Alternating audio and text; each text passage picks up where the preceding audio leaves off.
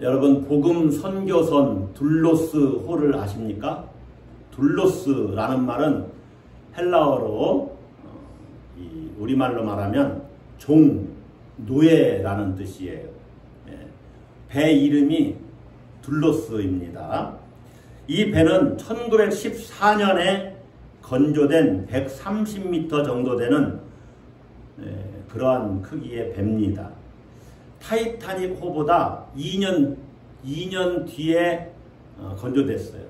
타이타닉 호는 260m가 넘는 배인데 이 배는 그 절반 정도 130m 정도 되는 배인데 이 배도 호와 여객선으로 이렇게 운항을 했습니다. 그런데 국제 OM 선교회에서 1978년에 이 배를 인수해서 복음 선교선으로 이렇게 활용하기 시작했어요. 이 배가 31년간 하나님의 종으로 쓰임받은 배가 됐어요. 둘로스호. 이 배가 2009년도에 퇴역을 했는데 이 둘로스호에는 50여 개국에서 자원한 340여 명의 장단기 선교사들이 승선해서 대양을 항해하면서 100여 개국을 다니면서 600여 항구에서 복음 전파 사역, 선교 동원 사역, 또 양질의 문서를 보급하는 사역, 그리고 구제하고 전도하고 훈련하는 사역을 했습니다. 이 배는 별명을 갖게 되었는데 떠다니는 UN, 또 기적의 배라는 별명을 갖게 되었습니다. 그만큼 놀라운 일들을 했다는 것이죠.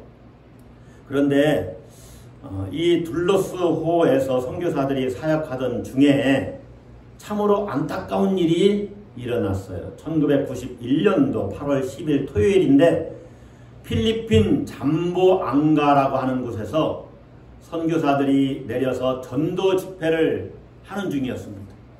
그때 회교도인 청년 하나가, 젊은이가 나타나서 수류탄을 던져서 선교사 2명이 즉사하고 32명의 사람들이 부상을 입었어요.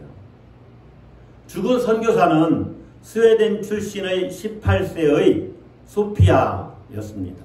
또 한 사람은 뉴질랜드에서 온 19세의 카렌이라고 하는 자매입니다. 아주 젊은 나이죠. 18세, 19세. 이 젊은 나이에 하나님의 일을 하겠다고 선교사로 지원해서 둘로스호에 탑승해서 선교 사역을 하다가 이렇게 사고를 당한 거예요. 이 꽃다운 그 젊은이들이 죽었습니다. 자기 자녀들이 죽었다는 소식을 들은 부모들이 둘로스호에 전보를 쳤습니다. 뭐라고 전보를 쳤을까요?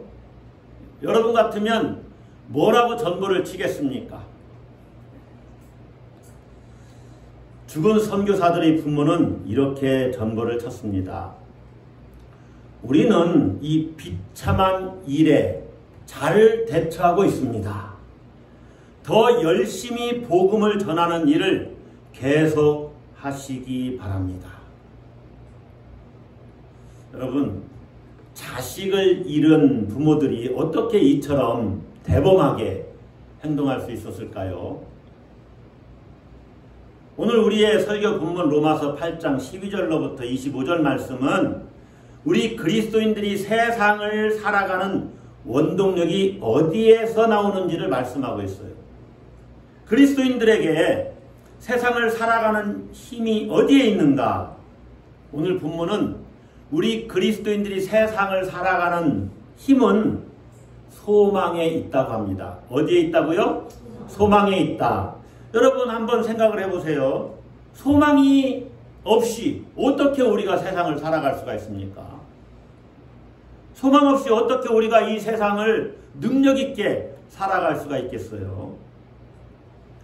소망 없이 우리가 이 세상을 살아가기에는 참으로 이 세상은 우리 그리스도인들에게 너무나 비참합니다. 우리가 사는 세상이 너무나 비참한 세상이라는 것이죠.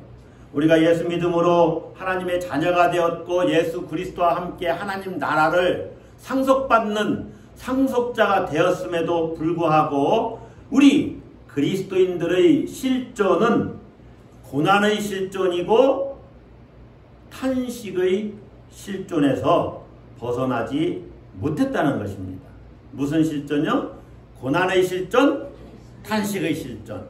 이것이 우리의 실존이에요. 여러분들이 현실 인식을 정확히 해야 된다는 거예요. 예수 믿고 하나님의 자녀가 되었으니까 마냥 승승장구 모든 문제가 해결되고 형통하고 평탄하기만 하느냐? 그렇지 않다는 것이죠. 오늘 본문은 우리 그리스도인의 실존을 이렇게 두 가지로 진단합니다. 고난의 실존이다. 탄식의 실존이다. 자, 고난의 실존. 이건 무슨 말입니까? 고난의 삶을 살 수밖에 없는 존재다 하는 겁니다. 자, 17절, 18절 한번 봅시다. 17절. 자녀이면, 우리가 하나님의 자녀이면 또한 상속자 곧 하나님의 상속자요. 그리스도와 함께한 상속자니 하나님 나라를 우리가 받게 된다는 것이죠. 다 같이 읽습니다. 우리가 그와 함께 영광을 받기 위하여 고난도 함께 받아야 할 것이다. 18절도 있습니다. 생각하건대 현재의 고난은 장차 우리에게 나타날 영광과 비교할 수 없도다. 두 구절에서 고난이라는 말이 두 번 나옵니다. 하나님의 자녀만이 받는 고난이에요. 이 고난은 세상 사람들이 잘 모르는 고난입니다. 하나님의 자녀가 받는 고난의 특징을 그리스도와 함께 받는 고난이고 현재의 고난이라고 이렇게 이야기를 해요. 두 가지죠. 고난도 본문에서 그리스도와 함께 받는 고난. 여러분, 예수님이 이 세상에 사시는 동안 끊임없이 고난을 당하죠. 특별히 사역하시는 중에 받던 고난은 예수님이 하나님의 아들이시기 때문에 받은 고난입니다. 그렇다면 예수님처럼 우리도 하나님의 아들, 이제 양자가 되었죠. 하나님의 아들이 되었는데 우리가 어떻게 고난을 피할 수 있겠느냐 그 말이에요. 주인이 고난받는데 종들이 고난을 피할 수 있습니까? 스승이 고난받는데 제자들이 고난을 피할 수 있습니까? 맏형이 고난받는데 동생들이 이 고난을 피할 수 있습니까? 그럴 수 없다는 것입니다. 예수님이 받은 고난을 우리도 똑같이 받을 수밖에 없습니다. 그런 의미에서 우리의 고난은 예수 그리스도와 함께 당하는 고난이 되는 것입니다. 성경을 우리가 신약성서를 잘 읽어보세요. 고난을 피하라 이런 말씀이 없어요. 오히려 고난을 즐거워하고 기뻐하라고 말을 해요. 오늘 본문에서도 뭐라고 말합니까? 우리가 그와 함께 영광을 받기 위하여 고난도 함께 받아야 할 것이니라. 고난 받는 것이 당연하다는 듯이 말하고 있어요. 여러분, 하나님 나라를 구하고 예수님의 영광을 위해서 살겠다고 헌신함으로 경제적인 어떤 어려움을 겪고 있다면 그것은 예수님의 고난에 내가 참여하고 있는 것입니다. 예수님과 함께 당하는 고난이에요. 아내가 예수 믿는 것 때문에 식구들에게, 남편에게 핍박받고 스트레스를 받아요? 어떤 학대를 받아요? 그렇다면은 아내의 고난은 예수님과 함께 받는 고난입니다. 예수 믿음으로 이제 술을 끊었어요.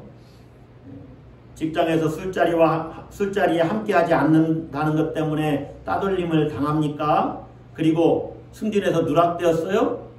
그것이 바로 예수님과 함께 당하는 고난입니다. 믿음의 길을 가는 것 때문에 때로 우리가 어려움에 직면할 수 있어요.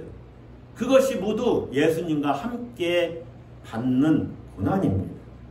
이 고난을 우리가 피할 수 없다는 거예요. 예수 믿는 것 때문에 전혀 어려움이 없으면 여러분이 세상에서 예수 믿는 걸 드러내지 않기 때문에 그래요. 예수 믿는 사람은 반드시 예수님과 함께 당하는 고난이 있어요. 은퇴가 한 10여 년 남은 목사님들 모임에서 이런 얘기를 했어요. 요즘에 교단에서도 이중직을 허락하고 있는데 지금부터 자기가 아르바이트를 하면은 10년 동안 그 돈을 모으면 1억 정도 될 텐데 그러면은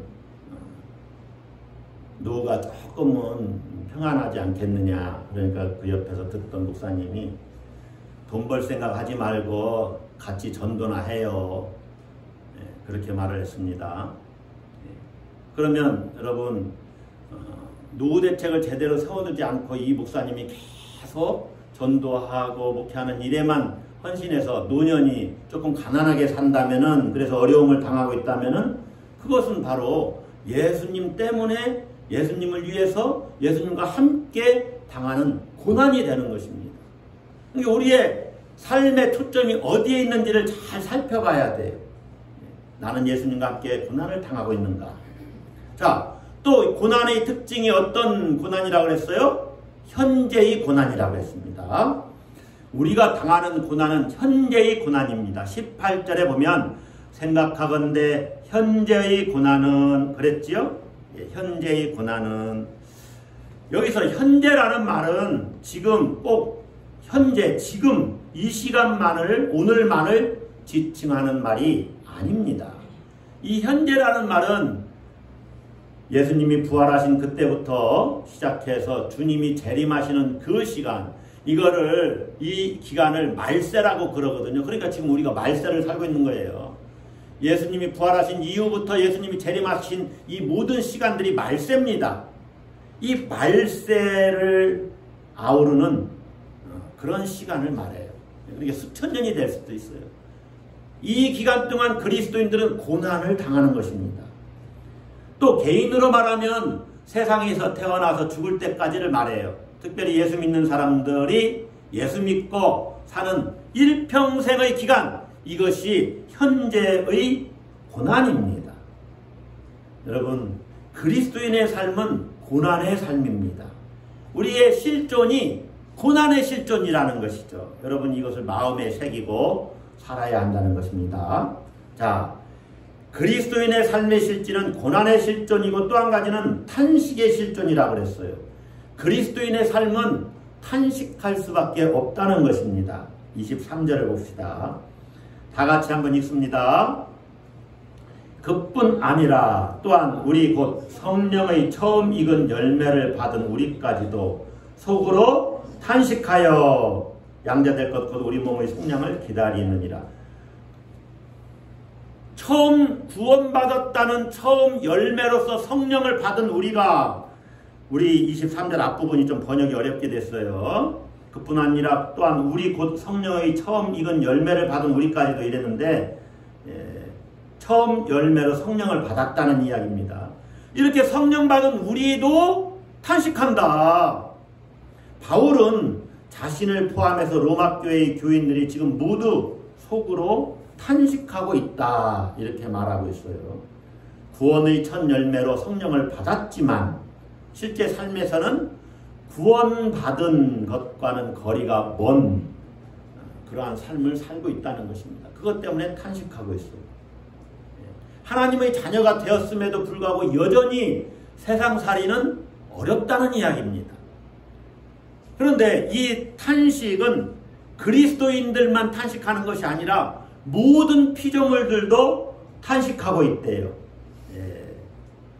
모든 피조물이 함께 탄식하면서 고통을 겪는다고 말하고 있습니다. 자, 모든 피조물이 탄식하는 이유는 피조물도 허무에 떨어질 수밖에 없기 때문입니다. 20절 보세요. 19절부터 보면 피조물이 고대하는 바는 하나님의 아들들이 나타나는 것이니, 이건 하나님의 아들들이 다 구원받는 그때를 이야기하는 것입니다. 20절 보시면 피조물이 허무한데 굴복하는 것은 자기 뜻이 아니요. 이때 피조물은 세상 만물입니다. 뭐 천사를 이야기하는 것은 아닙니다. 영적인 존재들은 허무한데 굴복하지 않습니다. 이 허무한데 굴복한다, 이 말은요, 죽는다는 이야기입니다. 죽는다는 이야기. 그런데 이 허무한데 굴복하는 것이 자기 뜻이 아니라고 그래요. 오직 굴복하게 하시는 이 하나님이죠. 하나님께로 말미암아 허무한데 굴복하게 되었다는 거예요. 인간의 타락 이후에 모든 피조물의 상황은 인간의 운명과 결부되었습니다. 한 가정에서 경제적인 책임을 지고 있는 가장이 실직하거나 또 아프게 돼서 경제생활을 돈벌이를 제대로 못하게 되면 그 가정이 모두 다 이렇게 경제적인 어려움을 겪는 것과 마찬가지예요. 인간이 타락함으로 모든 그러한 피조물들이 고통을 받게 되었어요. 허무에 떨어진다는 말이 죽는다는 뜻이라고 그랬죠. 21절에서는 이것을 뭐라고 말하냐면은 썩어짐의 종노릇한다 이렇게 말해요. 피조물들이 이 썩어짐의 종노릇 하는 데서부터 해방되기를 지금 기다리고 있다는 거예요. 여러분, 피조물들도 지금 우리만이 아니라 탄식하고 있습니다. 허무에 떨어지고 썩어짐의 종노릇 하기 때문에 모두 다 부패할 수밖에 없는 운명에 처해 있다는 것이죠. 장미꽃이 아름답습니다. 그러나 시들어 땅에 떨어진 꽃잎은 허무합니다. 어떤 나무는 수백 년을 살아요. 또 수천 년을 사는 나무도 있다고 그래요. 그런 나무도 결국은 죽습니다. 이 지구도 결국에는 허무에 떨어집니다. 하늘의 별들도 허무합니다. 모두 다 허무해질 수밖에 없어요. 지금 예배드리는 이 순간에도 어떤 피조물들은 생겨나기도 하지만 어떤 피조물들은 허무에 떨어집니다. 이것을 바울은 피조물의 탄식이라고 표현하는 거예요. 이 탄식의 실존에서 우리 기독교인들도 벗어날 수가 없다는 거예요. 우리 인생이 탄식할 수밖에 없는 실존이라는 것이죠. 여러분, 이번 수혜로 얼마나 많은 사람들이 죽음 앞에서 탄식하고 있습니까? 너무나 안타깝고 너무 가슴 아픈 일이죠. 그것이 우리의 실존이라고 성경은 말하고 있는 거예요. 우리의 실존은요, 죽음 앞에서의 이 탄식만이 아니라 살아있는 동안에도 끊임없이 탄식하지요. 살아있는 동안 얼마나 많이 탄식할 일들이 있는지, 먹는 문제만 놓고도 그래요. 하루에 우리가 한 번만 먹지 않고 기본적으로는 3번씩 먹잖아요. 여기에 경제적인 불공평함이 있어요. 불평등이 있어요. 그래서 거기에 경제적인 폭력이 발생합니다. 누구는 너무 많이 먹어서 비만해져 가지고 병을 얻지요. 그런데 어떤 나라는 너무 못 먹어서 죽어갑니다. 경제적 불공평함이 있는 거죠. 그래서 탄식할 수밖에 없어요. 또 사람이 아무리 많이 배우고 교양을 쌓아도 인격적으로 불완전합니다. 교만을 떼어낼 수가 없어요. 그것 때문에 탄식할 수밖에 없다는 것입니다. 여러분, 상거래는 어떻습니까? 장사해서 많이 이득을 얻어야 되겠죠. 여기에도 어찌 보면 인간 삶의 이율 배반이 있어요. 뭐냐? 장사하는 사람이 많이 이득을 얻는다는 것은 소비자가 많이 손해를 본다는 거예요. 그렇다고 장사하면서 이득을 안 볼 수는 또 없잖아요. 그러니까 얼마만큼 이득을 얻고 얼마만큼 소비자도 그 물건을 구입하면서 이익을 얻어야 되느냐. 이게 또 탄식할 수밖에 없는 실존이라는 것이죠. 많은 영역에서 그러한 탄식할 수밖에 없는 실존됨을 우리가 찾아볼 수가 있어요. 흔히 집신장사와 우산장사 얘기 잘 아시죠? 한 사람은 돌아가면서 탄식하나요? 비가 오면, 또 비가 안 오면. 우리 그리스도인들의 실존은 고난과 탄식의 실존이라는 거예요. 여기서 벗어날 수 있는 그리스도인은 아무도 없습니다. 자, 그렇다면은 우리가 마냥 고난 당하며 체념한 채로 그렇게 탄식하면서 살아야 하느냐? 아니지 않습니까? 바울은 분명하게 말합니다. 하나님의 자녀로서 고난당하는 삶이라 할지라도 탄식할 수밖에 없는 실존이라 하더라도 우리 그리스도인들은 소망을 갖고 살아야 된다는 것이죠. 무엇을 갖고 살으라고요? 소망을 갖고 살아야 된다. 소망이 있다는 것입니다. 어떤 소망이 있느냐? 이것도 두 가지만 말씀을 드릴게요. 첫째는 양자될 것, 몸의 속량입니다. 몸의 속량은 몸의 구원을 말하는 것입니다. 자, 23절 다시 봅시다. 중간에 보면 우리까지도 속으로 탄식하여 그랬죠. 그렇게 탄식하는데 탄식하면서 어떻게 살고 있어요? 다 같이 읽습니다. 양자될 것, 곧 우리 몸의 속량을 기다리느니라. 이 몸의 속량은 몸의 구원을 말합니다.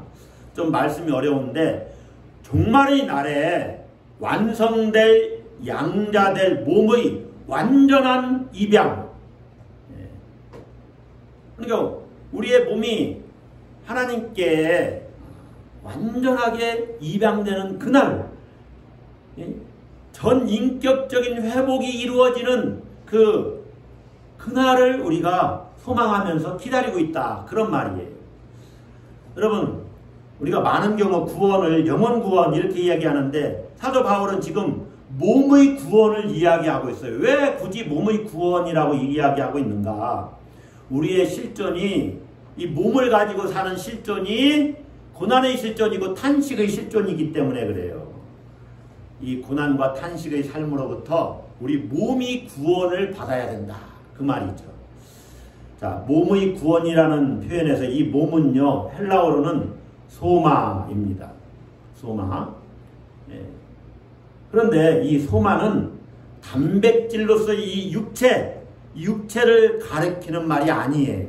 이 육체를 가리키는 말은 헬라어로 사르크스, 조금 붙여서 읽으면 사르크스인데 이 육체 뭐 이렇게 형태가 있고 팔 다리가 있고 이 코 입 눈 이런 육체를 가리키는 몸이 아니라는 거예요. 소마라는 말은. 이 소마는 영혼과 결합하여 그 사람의 인격을 가능하게 하는 그런 구성 요소를 가리킵니다. 그게 뭔지 정확히 저도 말할 수 없죠. 그러니까 우리의 인격, 그 몸을 이야기하는 거예요. 우리 인격체, 영혼을 담고 있는 그 인격체, 그 몸을 말하는 거예요. 우리의 인격과 심리와 정서는 아직 완전히 구원받지를 못하지 않았습니까? 구원받았는데도 어떨 땐 형일기 나고 화나고 승질내고 불평하고. 이 몸이 구원을 받아야 된다는 것이죠. 그래서 하나님의 자녀임에도 불구하고 아직 구원받지 못했기 때문에, 구원이 완성되지 못했기 때문에 탄식하면서 살아갑니다. 그러나 우리는 인격 전체가 완전히 구원받는 몸의 구원을 소망하면서 살고 있다는 것입니다. 이것이 바울이 말하는 소망이에요. 양자될 것, 몸의 속량을 기다린다. 할렐루야. 두 번째 소망이 있습니다. 그것은 뭐냐면 영광을 얻게 되는 소망이에요. 뭐를 얻어요? 영광을 얻게 되는 소망이에요. 여러분이 이제 영광하면 여러분이 가장 먼저 떠올려야 되는 게 뭡니까? 무슨 영광? 무슨 영광? 부활의 영광. 여러분, 제가 뭐 잘 돼서 장관 시켜주면 하겠습니다. 장관 되는 영광, 그런 영광이 아니에요. 대통령 되는 영광, 그런 영광을 말하는 게 아니에요. 그것도 영광은 영광이죠. 그러나 궁극적인 영광은 부활의 영광이에요. 17절로 넘어갑니다. 17절. 자녀이면 또한 상속자 곧 하나님의 상속자여 그리스도와 함께 한 상속자니 우리가 그와 함께 무엇을 받기 위하여? 영광을 받기 위하여. 예수님과 함께 받는 영광, 부활의 영광입니다.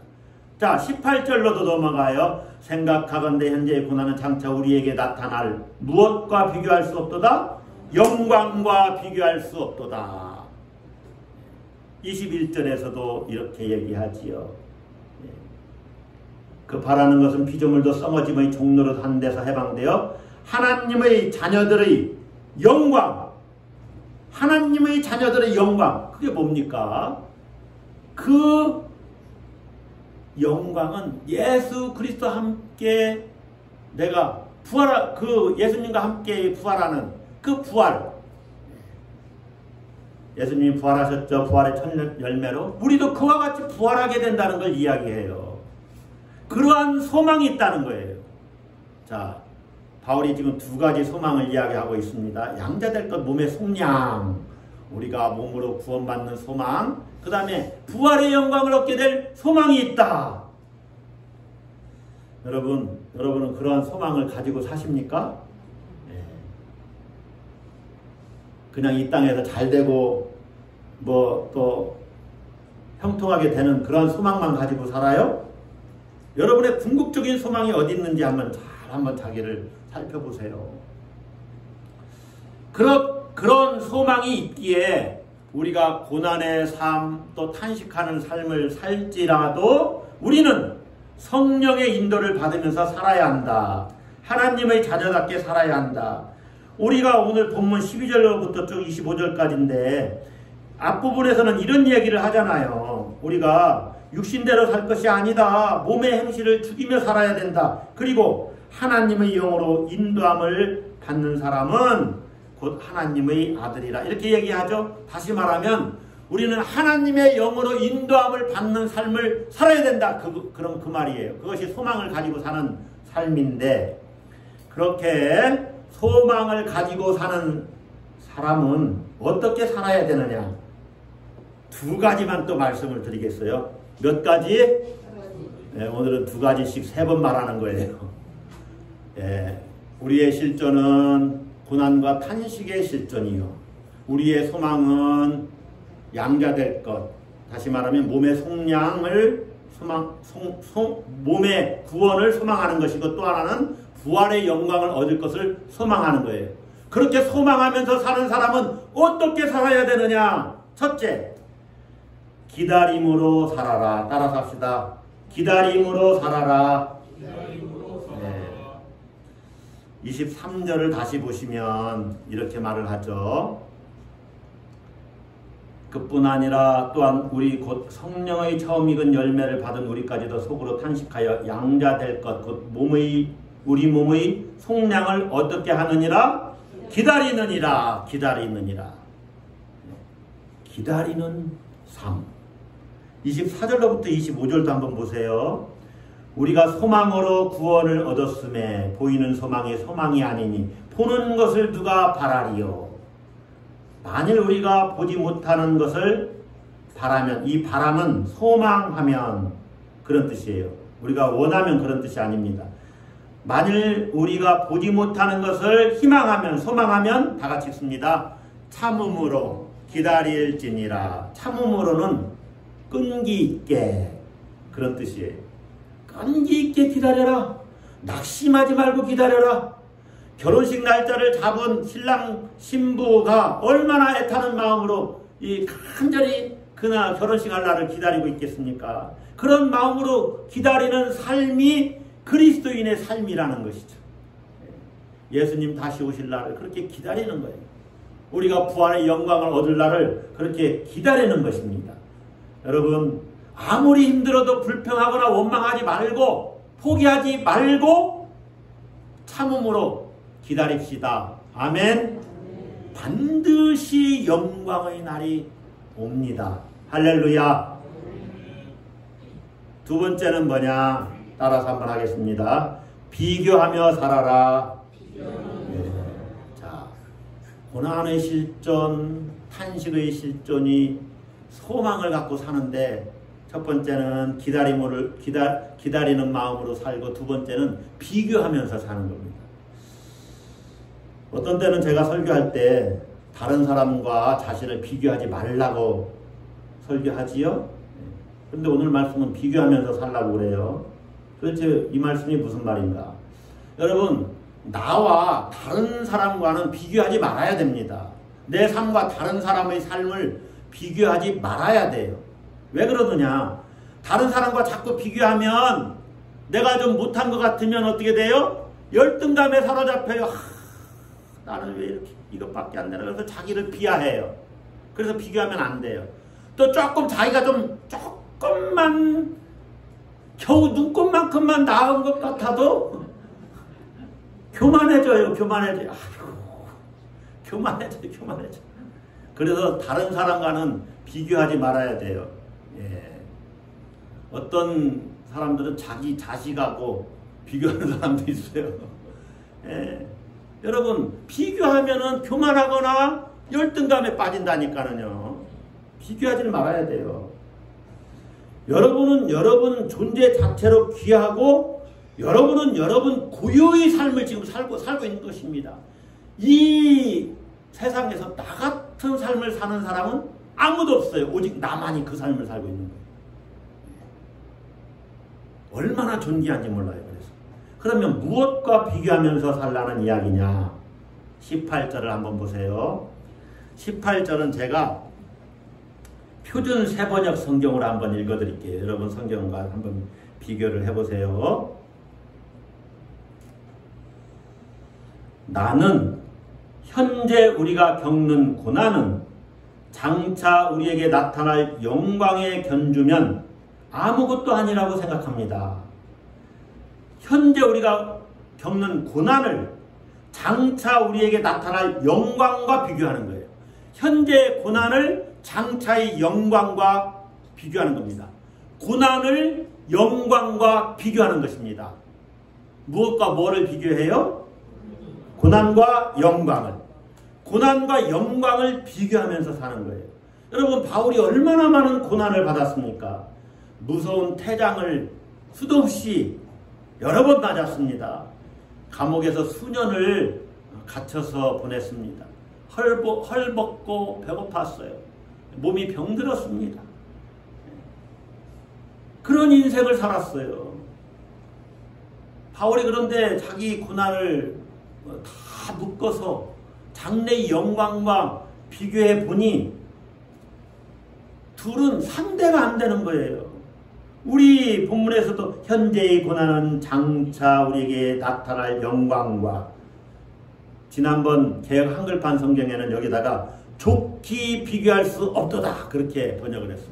근데 원어에는 좋기라는 말이 없거든요. 그래서 이번 개역 개정판에서는 좋기라는 말을 뺐는데 저는 좋기라는 말이 있으면 더 좋았을 뻔했다 싶어요.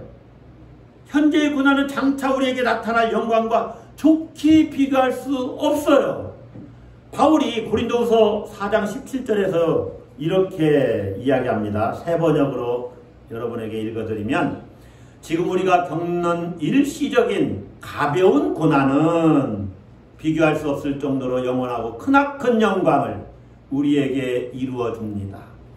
자기가 겪는 고난이 일시적이고 가볍대요. 그리고 그 영광은 영원하고 크대요. 둘 사이를 비교할 수 없을 정도라고 그래요.